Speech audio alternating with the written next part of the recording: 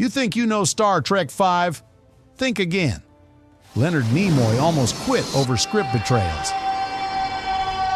A $250,000 monster suit fell over and couldn't get up, and William Shatner wept in the editing room when he saw the finished special effects.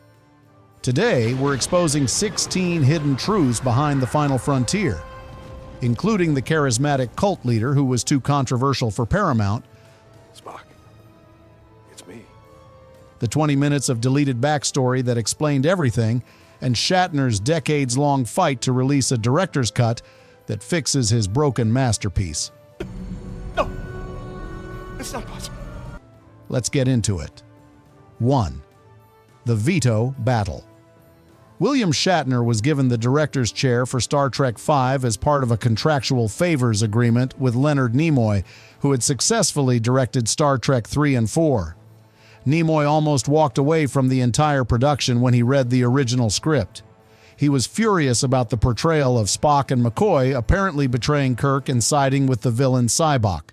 Nimoy used his creative veto power, a clause in his contract that gave him approval over how Spock was portrayed, to force Shatner to completely rewrite the entire second half of the movie.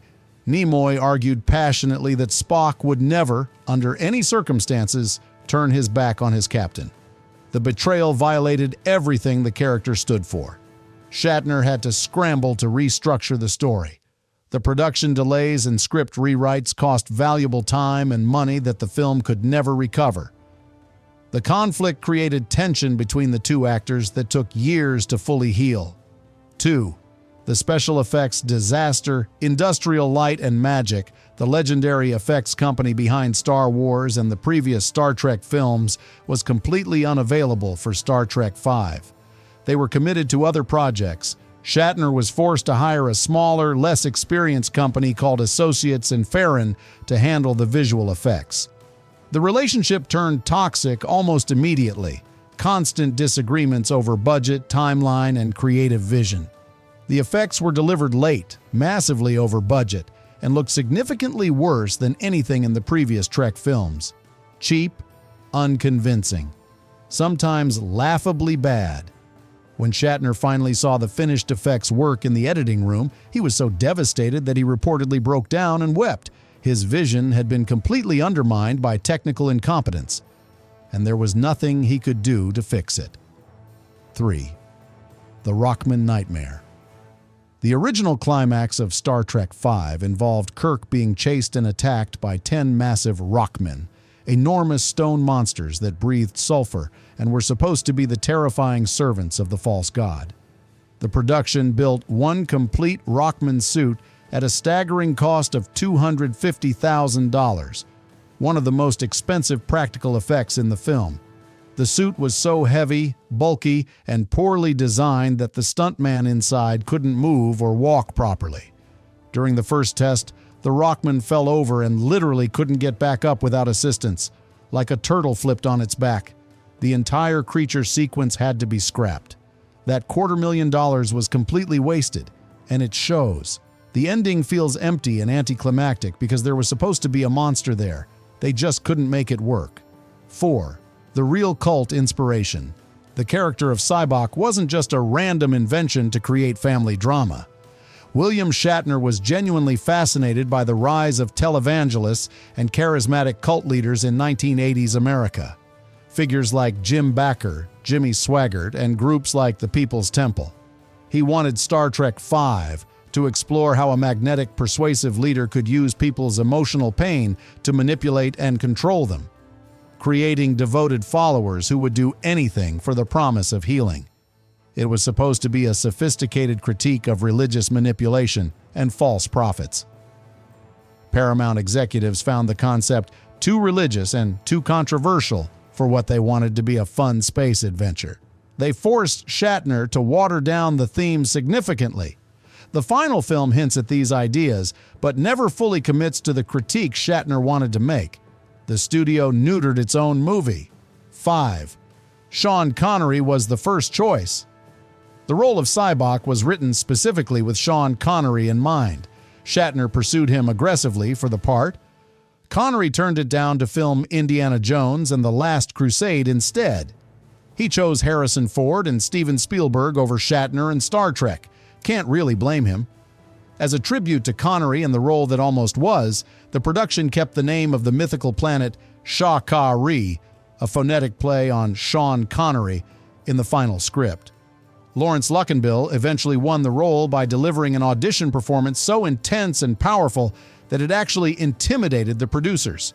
They were convinced he could carry the philosophical weight of the character. Luckinbill brought genuine gravitas to Sybok.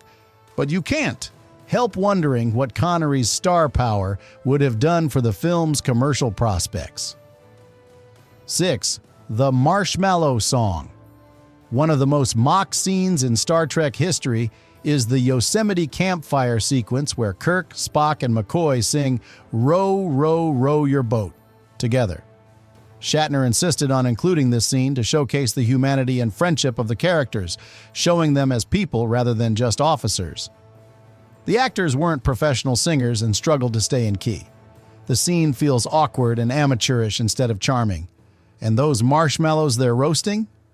Painted sponges. The production had to use fake marshmallows because real ones kept melting, burning, and falling off the sticks under the intense studio lights. It's a perfect encapsulation of Star Trek V's problems. A good idea in theory that falls apart in execution due to technical limitations and poor planning. 7. Stolen sets. From the Next Generation budget, cuts on Star Trek V were so severe that Shatner had to literally raid the standing sets of Star Trek. The Next Generation, which was actively filming its second season on adjacent sound stages.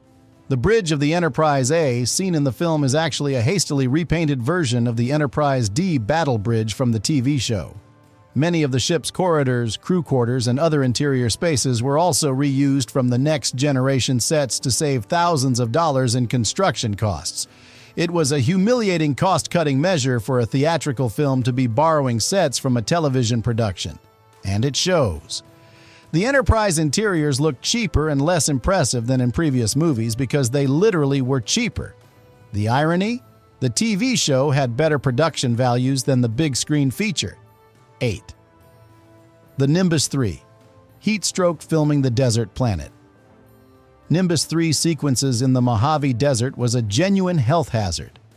Temperatures regularly exceeded 110 degrees Fahrenheit. The actors were forced to wear heavy wool Starfleet uniforms designed for climate-controlled studio environments, not desert heat. Multiple cast members and extras started collapsing from heat exhaustion and dehydration during shooting.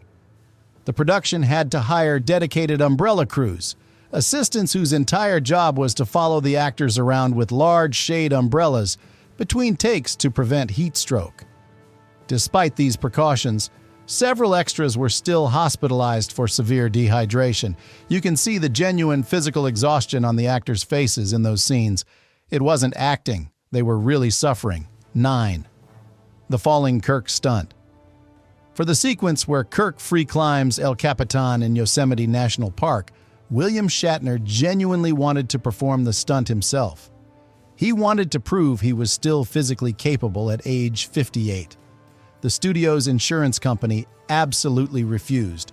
They considered it far too dangerous for the film's star and director to be dangling from a cliff face hundreds of feet above the ground. They hired a professional rock climber to perform the wide shots and climbing sequences. However, the close-up shots of Kirk's hands gripping the rock and his facial expressions during the climb are actually Shatner, suspended just 3 feet off the ground on a wooden platform in a studio. Clever movie magic that makes it look like Shatner did more than he actually did. The insurance company stayed happy. Everyone went home safe. 10. Spock's rocket boots. The rocket boots sequence where Spock flies up a turbo shaft wearing jet-propelled footwear turned into yet another budget and safety nightmare. To create the effect of Spock flying vertically upward, Leonard Nimoy had to be suspended on wires and pulled upward through a narrow shaft set. The wires kept snapping under the strain, sending Nimoy crashing back down to the safety mats. Each wire break meant resetting the entire shot and increased the risk of serious injury. The visible exhaust coming from the boots was created using fire extinguisher powder, which filled the air with choking white smoke that made it difficult for the actors to breathe during every single take. Nimoy later said the rocket boot sequence was one of the most unpleasant and dangerous filming experiences of his entire career. And the final effect doesn't even look particularly good. All that suffering for a mediocre visual gag. 11. The Klingon makeup evolution Star Trek V introduced a more aggressive, feral appearance for the Klingons. More pronounced facial ridges, darker skin tones, primitive animal skin clothing that made them look more warrior-like and barbaric. The actress playing the Klingon officer Vixis had to spend 4 hours in the makeup chair every single morning just to be transformed into character. The cruel irony.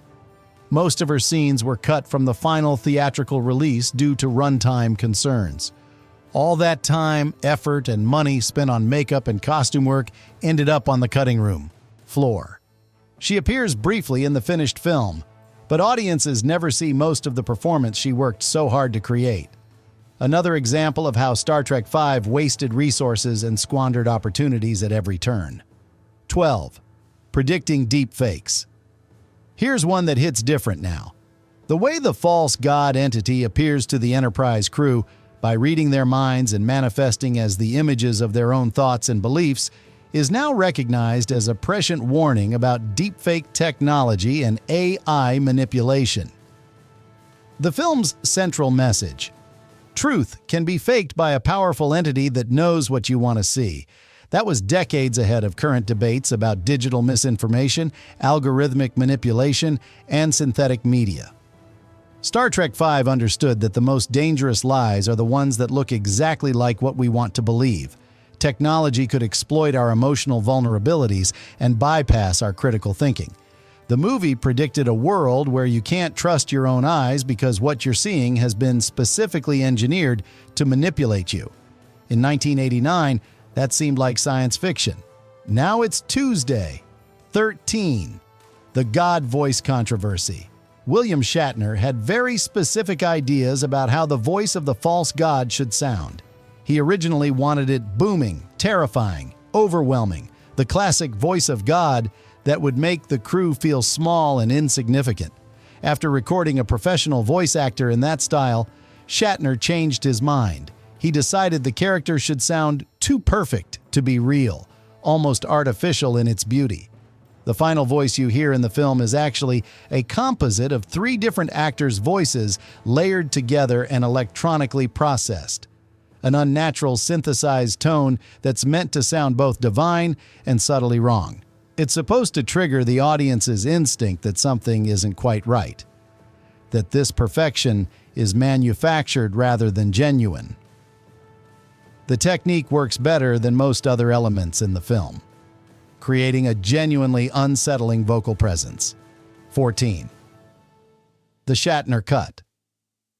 To this day, William Shatner maintains that there's a masterpiece version of Star Trek V that exists only in his imagination. The theatrical release is a compromised, broken version of his true vision.